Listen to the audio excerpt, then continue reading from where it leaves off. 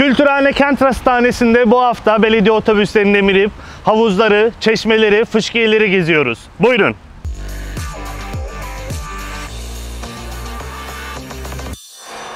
Kültürhane Kent Rasathanesi'ne hoş geldiniz. Her hafta olduğu gibi Fredrik Ebert Stiftung Derneği'nin desteğiyle çıktığımız kentler turunda bu hafta uzun zamandır uzak kaldığımız Adnan Menderes Bulvarı'ndayız. Adnan Menderes Bulvarı'nda çok yayın yaptık ama en sevdiğimiz heykelin önünde bir program yapmamıştık. Bu Adnan Menderes boyunca Macit Özcan zamanında yapılmış sayısız sanat eserinden biri. Atlar, çok enteresan heykeller vardı burada. Birçoğu şu anda kaldırıldı. Ama bu hala duruyor ve benim en çok sevdiğim heykellerden biriydi bu. Gerçekten bir estetiği olan, bir manası olan bir heykeldi. Ta ki aslında bunun orijinalinin Teksas'ta su geçen Mustang'ler heykeli olduğunu öğrenene kadar.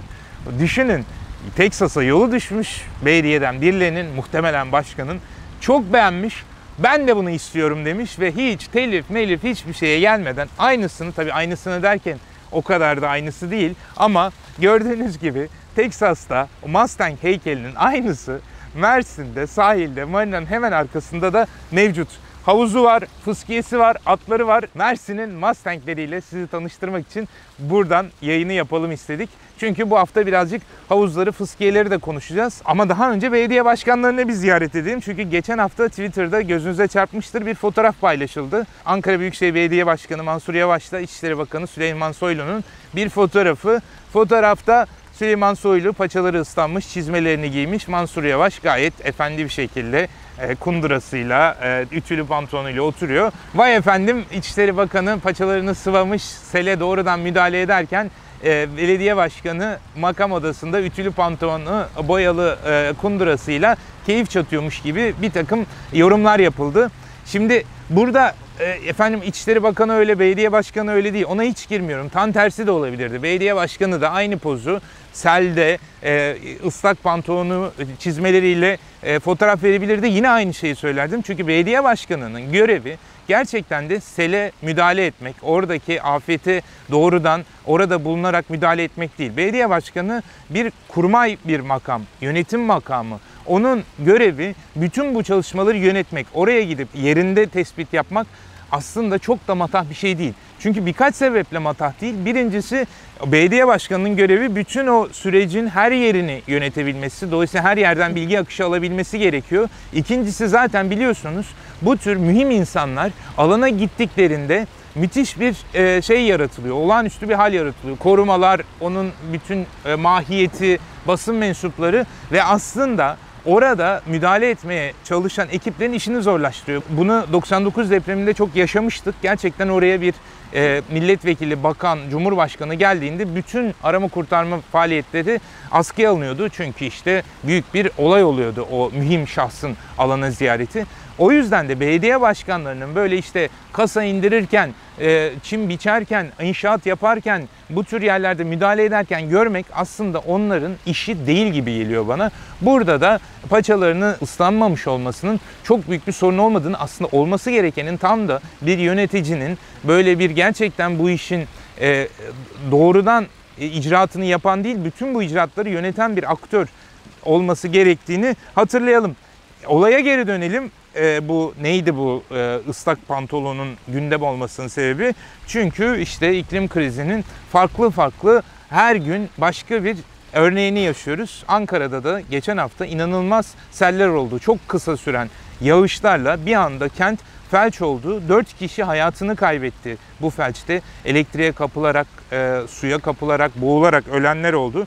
Müthiş maddi hasar var. Hem altyapıda, hem konut iş yerlerinde, hem de araçlarda. Artık tabii bunlar vakayı adiyeden olmaya başladı. Her gün yeni bir sel haberi, yeni bir sıcaklık haberiyle karşılaşıyoruz. Bir tarafta kuraklıklar, bir tarafta bu tür aşırı yağışlarla şizofrenik bir hava olayları silsilesine şahit oluyoruz. Bu Ankara'nın bu seli yaşamasında, Ankara değil bütün kentler için aslında, Mersin'de de o bir gerçek. Bir boyut daha var. Sadece iklim kriziyle de ilgili değil bu. Solfasol geçen hafta Ankara'daki 119 derenin ismini yayınladı. Çok güzel isimler var içinde. Devedamı Deresi varmış mesela Ankara'da. Şahane isim değil mi? Devedamı Deresi. 119 tane derenin ismi var. Ama esas önemli olan bu 119 dereden 70'i başkentin içinden geçiyor ve üzerleri kapalı. Şimdi bu yaşadığımız sel felaketlerinin, yani Mersin'de de öyle, Ankara'da da öyle, birçok yerde de öyle. Siz normal topografyada ki dere yataklarını, akarsu yataklarını üstünü kapatıp önünü engellerseniz o su alışık olduğu biçimde denize ulaşmak için, ovaya ulaşmak için geçerken haliyle ne yol, ne iş yeri, ne konut, ne araba tanıyor. Doğa kendinden alınanı bir farklı biçimlerde, farklı vesilelerle ve zamanlarda geri alıyor. İşte Karadeniz Otoyolu'nda bunu görüyoruz. Her yıl görüyoruz. Ama Karadeniz Otoyolu'nda yaşanan şehirlerimizde her gün, her an yaşanıyor. Çünkü biz o dere yatağının önünü keserek, üstünü kapatarak, orayı imara açarak aslında o sele davet çıkarıyoruz. Zaten sünger kentleri konuşmuştuk ta ilk programların birinde. O asfaltlar, betonlar, granitler suyu alt tabakalara geçirmediği için akmaya çalışıyor ve dere yatakları da kapalı olduğu için haliyle bu tür manzaralarla karşılaşıyoruz. Tabii yani bunda bir imar, bir betonlaşma var ama iklim de bununla da ilgili olarak hiç şakası yok. Geçen hafta Avrupa Birliği'nin Kopernik programı bir analiz yayınladı. Buna göre küresel olarak Mayıs 2022, 2018 ve 2021 Mayısları ile birlikte şimdiye kadar kaydedilen en sıcak Mayıs ayı olarak geçti. Fransa, İspanya, Portekiz'de en sıcak ve en soğuk dereceler yaşandı Mayıs için. Bakın dikkatinizi çekiyorum. Bir yandan en sıcaklar yaşanıyor, bir yandan en soğuklar yaşanıyor. Küresel ısınma değil, iklimin krizi, iklimin dengesinin bozulması. Bu yayınlara göre mesela Türkiye'ye baktığınızda haritalarda görüyorsunuz. 91-2020 ortalamalarına göre Türkiye'nin doğusu 2 derece daha soğukken batısı o kadar daha sıcak. Yani bazı yerler daha sıcaklaşıyor, bazı yerler daha soğuklaşıyor. Bir anda sıcaklar, bir anda soğuklar, bir anda kuraklıklar, bir anda seller artık gündemimizden düşmeyen bir soruna sebep oluyor. Bunun bir başka boyutu da mesela İspanya'da geçen hafta yine müthiş sıcaklar yaşanmış. Bunu Guardian'dan öğreniyoruz ve sıcaklıklar 40 derecenin üzerine çıkmış. Bu mevsim normallerinin 7 veya 9 derece üstü demek. Bunun başka bir sorunu daha var. Bunu kışı konuşurken de hatırlayın konuşmuştuk. Sıcaklık demek kuraklık demek. Kuraklık demek su yataklarının, su havzalarının kuruması demek. Su havzalarının, su kaynaklarının azalması demek hidroelektrik santrallerinin enerji kapasitesinin düşmesi demek. Ama aynı zamanda sıcaklar soğumak için enerji talebinin arttığı dönemler. Yani mesela Mersin'de yaz aylarında çok sıcaklarda çok fazla elektrik kesintisi olur. Çünkü herkes klimalara yüklenir. Şimdi çok sıcaklar, çok kuraklıklar, az su ve enerji eksikliği. Bu işte kriz içinde kriz yaratıyor. Başka bir boyutu mesela Fransa'da da hidroelektrik değil ama nükleer santrallerde sıkıntı yaşanmaya başlamış. Çünkü orada reaktörlerin ısısını soğutmak için kullanılan akarsuların sıcaklığı yükselttiği için reaktörler yeteri kadar soğutulamaz hale gelmiş. Bu yüzden de Fransa Elektrik İdaresi bir takım nükleer santrallerde üretimi durdurmuş. Bakın görüyor musunuz yani sıcaklar, kuraklık, tarım, enerji bunların hepsi iç içe bir sarmal halinde gitgide vahim bir hale geliyor. Ne yapacağız peki? Hop diye havuzlara gireceğiz. Burada da başka bir sorun gündemimize geliyor. Çok enteresan bir yazıya rastladım. Los Angeles Magazine'de yayınlanmış 8 Haziran tarihli ve ünlü bir yazarın o kendi villasındaki havuzla olan münasebetini anlatıyor. 20 küsür yıldır orada yaşıyor. Toplamda 100'den fazla havuza girmemiş ama havuzdan vazgeçemiyor. Hem onun keyfinden vazgeçemiyor havuz başı hem de bir takım böyle teknik argümanlar geliştirmiş. Havuzu boşaltırsam heyelan olur, doldurursam ağırlık merkezi değiştirir gibi bir sürü başka boyut var. Yani bir yandan Mersin'de de öyle. Yani müthiş bir susuzluk bizi bekliyor. Müthiş bir kuraklık ama bütün sitelerin havuzları tonlarca suyla dolduruluyor. Bir yanda kuraklık, susuzluk, bir yanda havuzlar ve yine çok az giriliyor. Buradaki sıkıntı şu, müthiş bir su tüketimi. Çünkü 2015'teki Metro Study'nin bir raporuna göre Kaliforniya'da 1.18 milyon havuz varmış, yüzme havuzu. Ve bunların her biri ortalama 55 bin litre su alıyor. 55 bin litrelik 1 milyon tane havuz olduğunu düşünün. Yani nasıl bir su tüketimi olduğunu hayal etmeye çalışın. Şimdi bu bizim yazarımız Mike Sager için şu demek, geçen sene 275 bin litre su harcamış. Toplamda günde 200 litre su demek. Sadece havuzu doldurmakla da çözüm olmuyor. Çünkü sıcaklar, buharlaşma ve devamlı o buharlaşma yoluyla havuzlar su kaybediyor. Ve bu su kaybından dolayı da her seferinde oraya belli bir miktarda haftada su eklemesi gerekiyor. O yüzden de suyu bir havuzu doldurduktan sonra o sadece ondan ibaret değil, onun hacminden ibaret değil.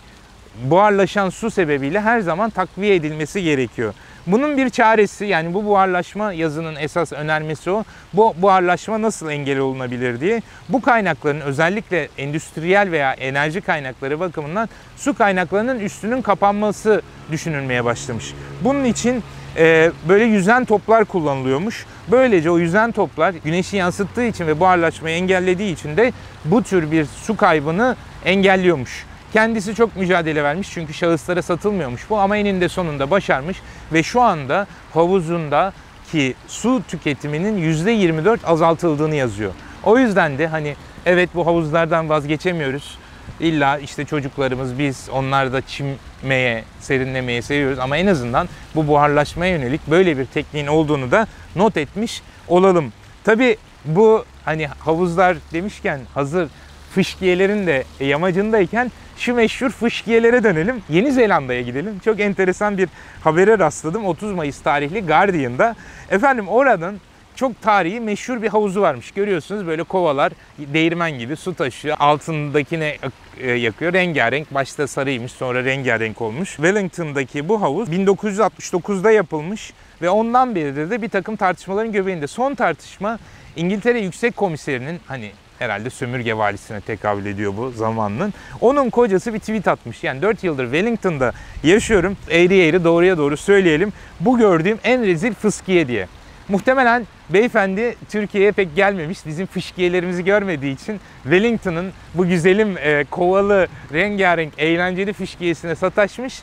Ama bu gerçekten bir diplomatik krize az daha sebep oluyormuş. Bir anda böyle sen kim oluyorsun da bizim 69 yılından beri bu tarihi fışkiyemize laf ediyorsun diye hemen işte yüksek komiser olan hanımefendi devreye girmiş. Efendim, kocamın açıkladığı ne benim ne de İngiliz hükümetinin görüştür diye bir diplomatik kriz böylece engellenmiş. Ama o fışkiyenin başına gelmedik kalmamış meğersem. Çünkü daha önce orası işte kovaları çalınmış, tahrip edilmiş ama en önemlisi Yüzükler Efendisi'nin meşhur oyuncusu Elijah Wood onun içine hacet gidermiş. Bu da ayrı bir şey. Görüyorsunuz, yani bizim fişkiyelerin başına da bir sürü şey geliyor ama başka fişkiyelerin de kırılmasa da kalbi kırılıyor. Onlara haksızlık ediliyor. Dolayısıyla şu mağdur fışkiyeleri de kent gündemine, kent rasathanesi gündemine getirelim istedim. Buradan daha talihli olanlar var. Paris'e gidelim. Paris'in çeşmeleriyle ilgili bir haber var. 7 Haziran'da Bloomberg'de yayınlandı. Eğer yolunuz düştüyse görmüşsünüzdür. Paris'in muhtelif yerlerinde böyle demirden, nefti, koyu yeşil heykel gibi çeşmeler vardır. Çok fazla kullanılmaz bunlar. Çeşme olduğunu bile anlamanız belki güç olabilir. Su idaresi de buna bir çare bulmak üzere bunlara yeni bir fonksiyon kazandırmak istemiş. Bu vesileyle tarihini öğrenmiş oldum. Çünkü aslında o çeşmeler 150 yıllıkmış.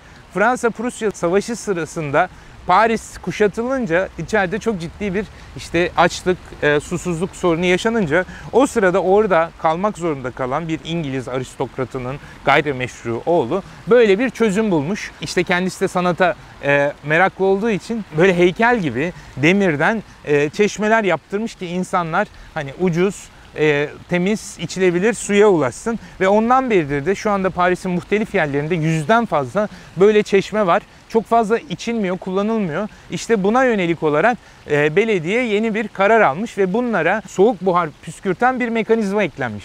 Böylece amaç hem o çeşmelerin suyla olan ilişkisini, yani bir heykel değil bu aslında, su içebiliyorsunuz, serinleyebiliyorsunuz algısını yaratmak, hem de işte bu iklim krizi, artan sıcaklıklara karşı insanları birazcık daha güçlü ve güvenli kılmak. 2024 olimpiyatlarına kadar bütün bu çeşmelerin bu özelliği kazanması düşünülüyormuş. 4 dakikada bir soğuk buhar püskürtecek veya bazılarında işte düğmeye basarak serinleme imkanınız olacak. Bunun örneklerini işte Paris'te yaz aylarında Sen kenarı plaja dönüştürülür. Orada bunun mekanizmaları vardı. Şimdi çeşmelerde bu işlevi kazanacakmış. Şahane. Bir yandan müthiş işlevsel, hani su, buhar, bir yandan çok estetik, sanat eseri gibi ve bir yandan da tarihi hiç değişmemiş. Düşünsenize 150 yıldır aynı tasarım, aynı model geçerli. Hani Türkiye'deki hayratları düşünüyoruz ve düşünmekten vazgeçiyoruz hemen. Düşünmeye başlamaz.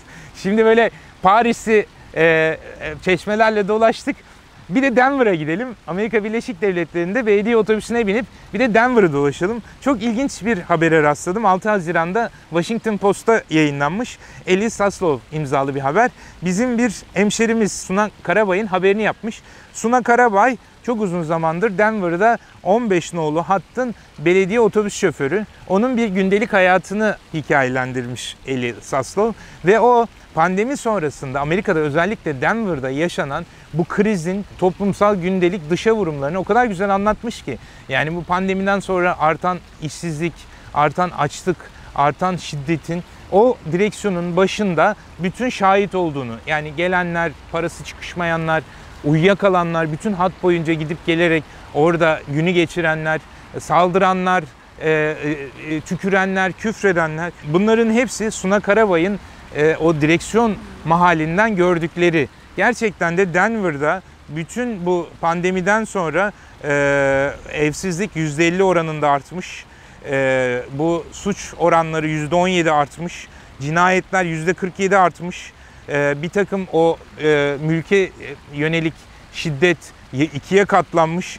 Uyuşturucu kullanımı 4'e katlanmış. Ve bütün bunları Denver'da direksiyon başında Suna Hanım bizzat görmüş. Bu da bir haber olarak, bir yazı olarak çok etkileyici bir şekilde yayınlanmış. Gerçekten de aslında Suna Hanım'ın direksiyonunda olduğu otobüs hepimizin otobüsü. Buna ne kadar şahit oluyoruz. Bütün bu pandemi, iklim krizi, iktisadi kriz, siyasi kriz gerçekten bu manzarayı bizim de görmemizi mecbur kılıyor. Hepimiz aynı otobüsteyiz o meşhur deyişle ama ne kadar bakıyoruz, ne kadar denk geliyoruz, ne kadar görüyoruz bilemiyoruz ama Suna Hanım'ın gördüklerini aklımızın bir yerine yazmamız gerekli diyelim ama otobüste inmeyelim. Bu sefer İstanbul'un otobüslerine binelim. Harika bir bloğa rastladım. Oktay Özman'ın Cam Kenarından İstanbul adlı bir bloğu. İstanbul Büyükşehir Belediyesi'nin o İETT hatları boyunca biniyor ilk duraktan son durağa kadar o cam kenarından gördüklerini anlatıyor. İşte çeşmeler, camiler, binalar, oradaki esnaf, hamamlar, onların hepsinin hikayesini hem mevcut durumu hem tarihi arka planı hem de değişimini gerçekten müthiş lezzetli bir dille anlatıyor. O otobüs gerçekten hani hep geçtiğimiz rotalar. Benim en azından mesela 35C Koca Mustafa Paşa Taksim otobüsü yıllarca bindiğim bir otobüstü.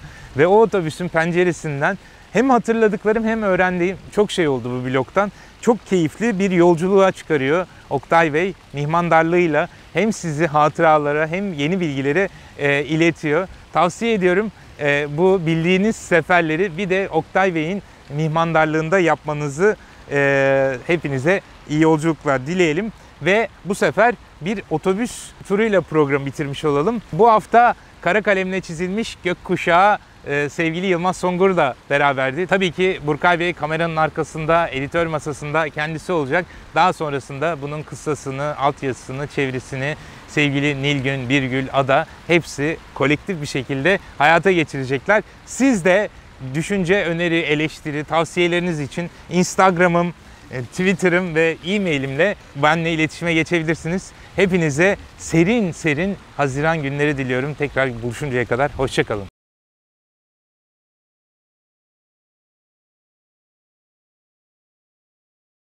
Buyurun.